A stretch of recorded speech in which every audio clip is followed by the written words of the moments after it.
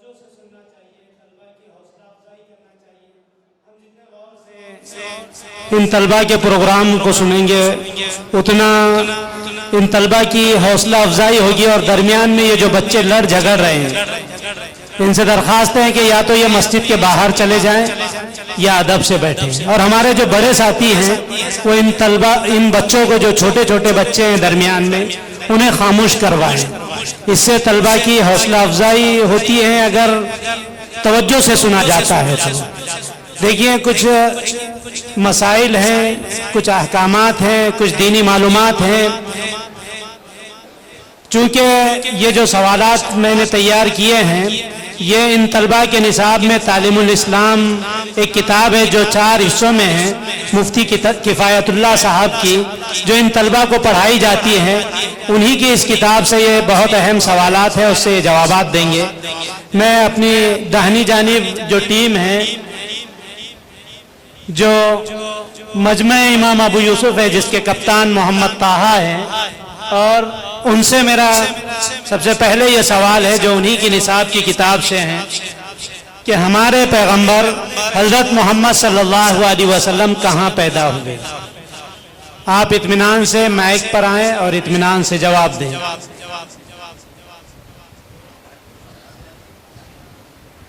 عرب کے ملک میں مکہ معظمہ ایک شہر ہے، اس میں پیدا ہوئے. ان کا جواب بالکل درست ہے، انہیں 2 نمبر دیے جائیں. اسی طرح مجمع امام محمد جس کے کپتان میر حمزہ ہیں، ان کی ٹیم سے سوال ہے کیا آپ صلی اللہ علیہ وسلم تمام عمر مکہ ہی میں رہے؟ کچھ تفصیلات ہو تو ضرور بیان کریں. ہمارے پیغمبر حضرت محمد صلی اللہ علیہ وسلم 53 سال کی عمر تک اپنے شہر مکہ معظمہ میں رہے اور پھر خدا تعالیٰ کے حکم سے مدینہ منورہ میں گئے، وہاں 10 سال رہے اور 63 سال کی عمر میں وفات پائی. ان کا جواب بالکل درست ہے، شاباش. انہیں 2 نمبر دیے جائیں. طاہا کی ٹیم سے سوال ہے کہ امام کے پیچھے نماز پڑھنے والے کو کیا کہتے ہیں؟ امام کے پیچھے نماز پڑھنے والے کو کیا کہتے ہیں؟ امام کے پیچھے نماز پڑھنے والے کو مقتدی کہتے ہیں. ان کا جواب درست ہے، انہیں 2 نمبر دیے جائیں. اسی طرح امیر حمزہ علی کی ٹیم سے سوال ہے اکیلے نماز پڑھنے والے کو کیا کہتے ہیں؟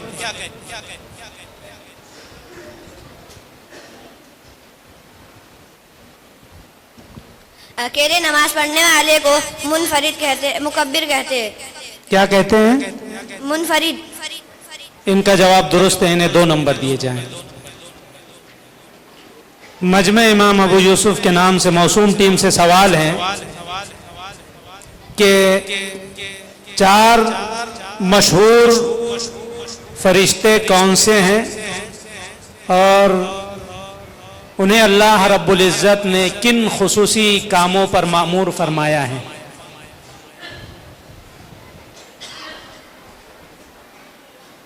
چار مشہور فرشتے. مائک صحیح کرو بیٹا پہلے.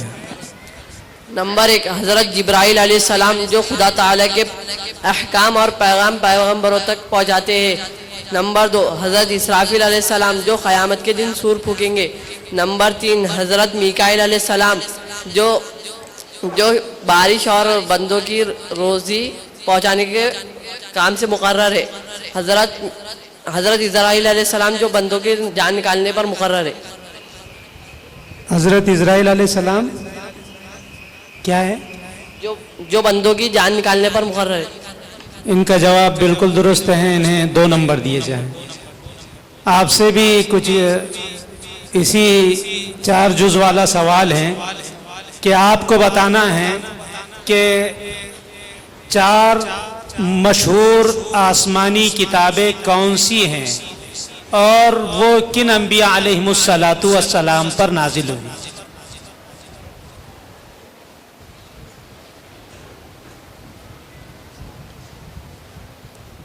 پہلی توراۃ جو حضرت موسیٰ علیہ السلام پر نازل ہوئی، دوسری زبور جو حضرت داؤد علیہ السلام پر نازل ہوئی، تیسری انجیل جو حضرت عیسیٰ علیہ السلام پر نازل ہوئی، چوتھی قرآن مجید جو حضرت محمد صلی اللہ علیہ وسلم پر نازل ہوئی. ان کا جواب درست ہے, انہیں 2 نمبر دیے جائے. لیکن بیٹا مائک درست کر کے مائک میں بولو, ٹھیک ہے؟ آپ بیٹھ جاؤ.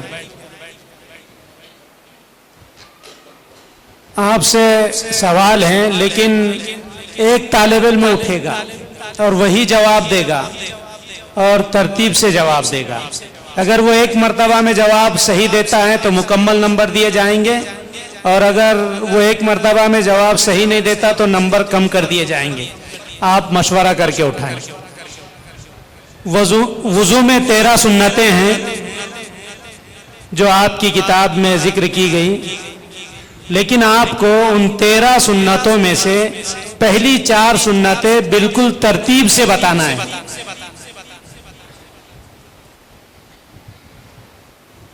مائک سے ہی کرو پہلے. نمبر 1 نیت کرنا. نمبر 2 بسم اللہ پڑھنا. نمبر 3 پہلے 3 بار دونوں ہاتھ گٹوں تک دھونا. نمبر 4 3 بار کلی کرنا, مسواک کرنا.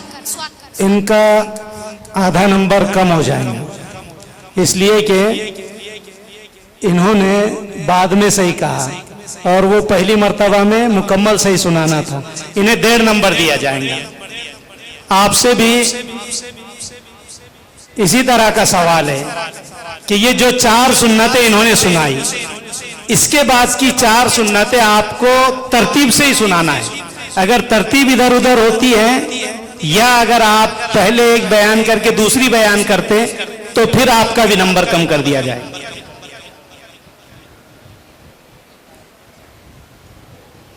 نمبر 5 3 بار ناک میں پانی ڈالنا.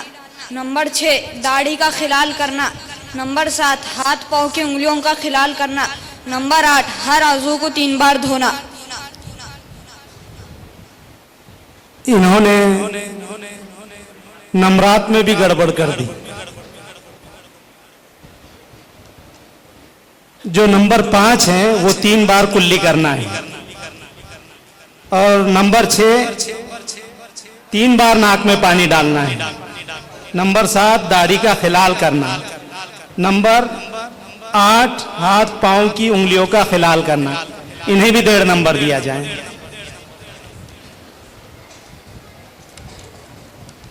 آپ سے سوال ہے کہ نجاست حقیقی اور نجاست حکمی کسے کہتے ہیں؟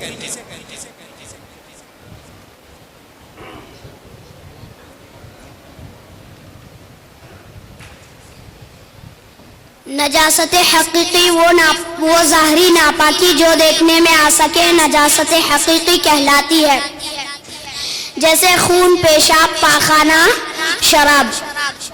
نجاست حکمی وہ نجاست جو شریعت سے ثابت ہو مگر دیکھنے میں نہ آ سکے نجاست حکمی کہلاتی ہے, جیسے باوضو ہونا, غسل کی حاجت ہونا. کیا ہونا؟ بے وضو ہونا, غسل کی حاجت ہونا. ان کا پاؤں نمبر کم کیا جائے.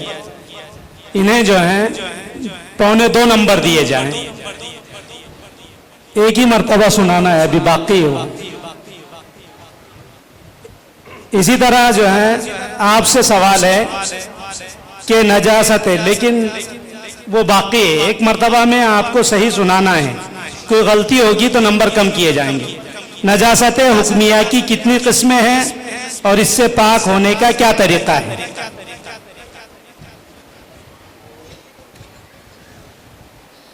نجاست حکمیہ کی 2 قسمیں ہیں, ایک حدث اصغر, دوسری حدث اکبر. حدث اصغر کے لیے وضو اور حدث اکبر کے لیے غسل ضروری ہے. ان کا جواب مکمل درست ہے, انہیں 2 نمبر دیے جائیں. اب یہ آخری سوال ہے, اس میں اگر آپ سے غلطی ہوتی ہے تو درست کرنے کا موقع دیا جائے گا, اور اگر کوئی ایک طالب علم غلطی کرتا ہے تو دوسرے کو اس کو صحیح کرنے کا موقع دیا جائے گا. آپ سے آخری سوال ہے.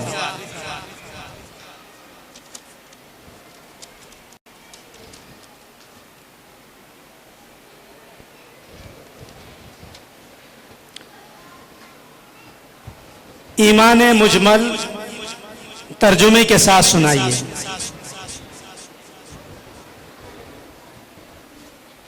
ایمان مجمل آمنت باللہ کما ہوا باسمائہ وصفاتہ وقبلت جمیع احکامی. ایمان لایا میں اللہ پر جیسے کہ وہ اپنے ناموں اور صفتوں کے ساتھ ہے اور میں نے اس کے تمام احکام قبول کیے.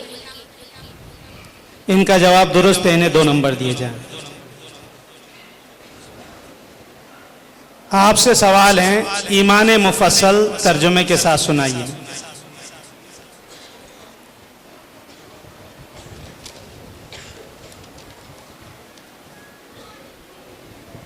ایمان مفصل یہ ہے, آمنت باللہ وملائکتہ وکتبہ ورسلہ والیوم الآخر والقدر خیرہ وشرہ من اللہ تعالی والبعث بعد الموت. ایمان لایا میں اللہ پر اور اس کے فرشتوں پر, اس کے کتابوں پر, اس کے رسولوں پر اور آخرت کے دن پر, اور اس بات پر کہ تقدیر اچھی ہو یا بری خدا تعالیٰ کے طرف سے ہوتی ہے, اور موت کے بعد دوبارہ اٹھائے جانے پر. اس میں آپ نے ترجمے میں کچھ چھوڑا ہے, اگر کوئی اس کو صحیح کر سکے تو آپ کو پورے نمبر دیے جائیں گے. وہ شرط ختم ہو گئی تھی, پہلے ہم نے اعلان کر دیے تھے, آپ کے سوال سے پہلے اعلان ہو گیا تھا. چلے آمنت باللہ وملائکتہ ترجمہ کر دو. چلو ٹھیک ہے, مکمل سنا دو پھر سے. آمنت باللہ وملائکتہ وکتبہ ورسلہ والیوم الآخر والقدر خیرہ وشرہ من اللہ تعالی والبعث بعد الموت. ایمان لایا میں اللہ پر اور اس کے فرشتوں پر اور اس کی کتابوں پر اور اس کے رسولوں پر اور آخرت کے دن پر, اور اس بات پر کہ تقدیر اچھی ہو یا بری اللہ ہی کی طرف سے ہوتی ہے, اور موت کے بعد دوبارہ اٹھائے جانے پر. ان کا جواب بالکل درست ہے, انہیں 2 نمبر دیے جائیں. یہ مسابقہ یہیں ختم ہوتا ہے, جس میں امام ابو یوسف کی جو نام سے جو موسوم ٹیم ہے, جس کے کپتان محمد طہا ہے, انہیں کتنے نمبر ملے؟ انہیں 11.25 نمبر ملے. اور مجمع امام محمد کے نام سے جو ٹیم ہے میر حمزہ علی کی, انہیں 11.5 نمبر ملے. یہ ٹیم 11.5 نمبر جنہیں ملے یہ فاتح رہی, جیت گئی, اور جنہیں 11.25 نمبر ملے وہ جی کون سے والے؟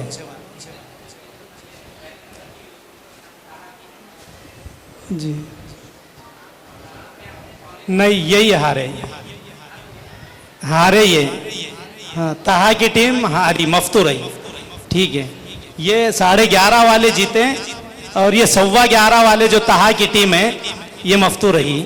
چاہے ٹوٹل جو بھی ہو, لیکن یہ مفتو ہوئے.